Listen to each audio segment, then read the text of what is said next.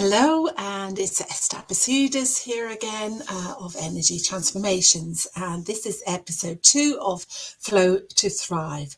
Last week we talked about resistance is futile, and this is a natural progression from that, and the title is Let It Go. So don't take your rain cloud with you. Don't cling to negativity, self-doubt, or any kind of doubt for that matter, or fear. As the more we cling on to it, the more it perpetuates, because what you resist persists. Because we tend to do this, we want to attract pity for ourselves, pity from others, and gloom. And sometimes it can be a bit of a protective shield, clinging to our negativity, especially if we don't really know what else there is. Or we try and resist by trying to control things, focusing on the problems, trying to get a solution, as I mentioned last week. That creates its own form of resistance, and what we resist persists. So don't try and counter, otherwise you'll perpetuate your struggles. And the idea is then to let go, to surrender. And it is a divine creative energy of surrender. And take a leaf out of nature's book for this. Because if you're resisting, if you're trying to force an outcome, trying to control, or you're lingering in your issues and your problems, you're really wading or swimming upstream. And that's a counter to flow. So let them go. We're in the season of autumn, the fall. So leaves will wither and fall, and let our problems and our challenges wither and decay and fall and float on the wind away. Let them go and drift off, and instead see yourself as an eagle flying, soaring high, widening, spreading your wings, and taking the top-down view, not the ground view where the leaves are fallen. Don't see from that limited perspective of your challenges, but see from up above, from this higher consciousness.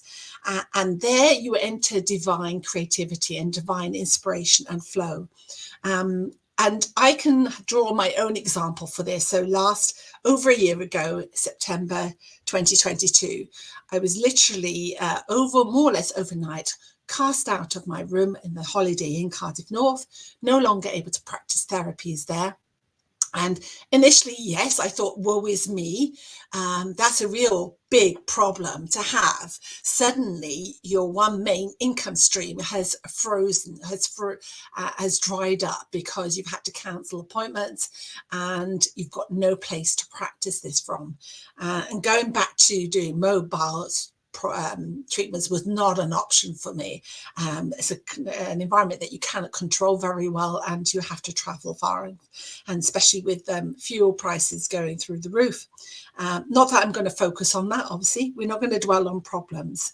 But I really quickly changed my perspective, because it's all about our consciousness, our awareness of what meaning we give to things. So instead of giving it the biggest meaning, it could be dire, it could be terrible for me, I thought, what can I see? Show myself a bit of compassion. What can I see as a learning from this? And how can I interpret it differently? So I decided to take the top-down view and see, maybe this is just a passing thing. Maybe this is for a reason.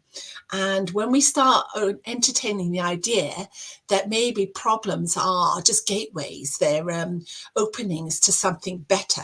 And that's the way I saw that challenge.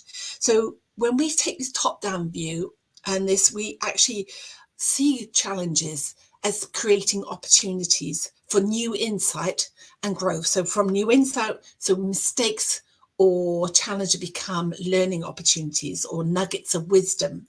And resistance then turns to flow, and heaviness turns to lightness of being. So we become a little bit more expanded in our energy when we take this top-down approach.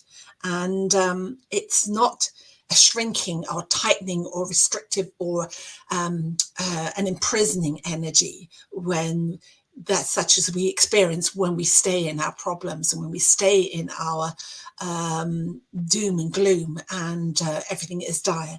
And know this, because that is also another universal law, is the law of rhythm. And it is, life is always ups and downs, and there's always contrast, and actually opposites complement each other. So it's something we've been talking about in our recent as part of my role and thriving communities in our breath to health workshop. We talked about as opposites being complementary.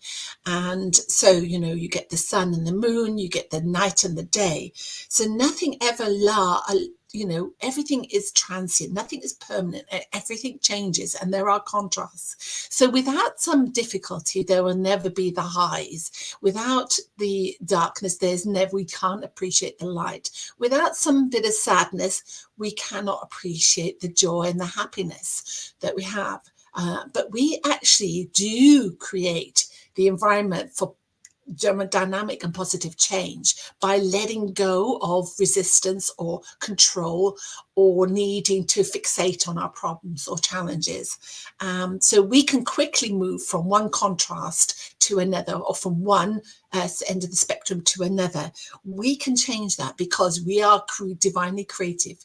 We are creative individuals, and we have this ability to switch our energy by changing our awareness of what things are and the interpretation and the meaning we give to things. So remember, as I say, nothing is constant. There's always ups and downs and ebb and flow. And don't overreact to the negative, but really luxuriate in the positive, or in the opportunities to move from negative to positive. And it is down on you to make that so. We always think we are victims, and that's another episode I'm going to look at, is that victim mentality versus that responsive mentality. So it's a different type of awareness of who you are, and what you are able to deal with. And if anything, say, this is a great opportunity for me to show my resilience, for me to show my divine creativity, for me to show that I can transition from stagnation or resistance to flow and to a higher energy of possibilities. We are possible, so it's not impossible. We are always possible. And let this be a lesson. So a lesson to learn, to grow, to expand. And it's all about the inner expansion.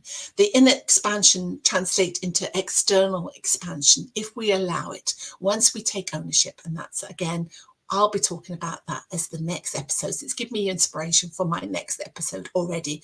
When I enter divine flow and creativity, I asked for a message this morning. What theme or what topic can I talk about? And, I was on Insight Timer doing my breathing work with the accompaniment of some music. And then it popped up as a suggestion on my screen to listen to this chap on Let It Go, and that gave me the inspiration for today. For me, divine energy, if you like, the God, whatever, the spirit, always speaks to me in words and in music. So that's what I always heed. For some other people, it's different. But you're never alone. There's always creative energy, spirit, cosmic intelligence on your side if you open yourself up to possibilities and not shrink yourself to the human existence, to low on the ground existence from this low, small-mindedness in a way, because we are limiting ourselves, we are diminishing our creative potential. Let's lift ourselves up to a more spiritual level, a higher level of existence, embracing that we have this creative energy within us, this divine flow, when we allow it. Thank you.